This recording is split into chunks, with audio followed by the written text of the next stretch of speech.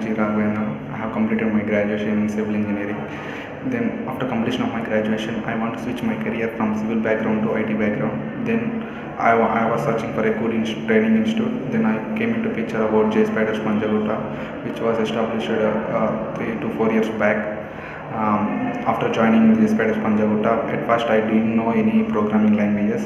In the institute, our trainers Prashant sir and Vivek sir taught me about programming well and how to face the interviews and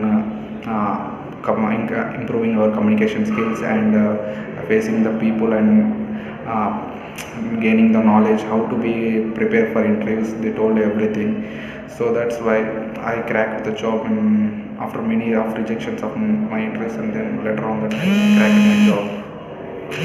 Thank you for this better.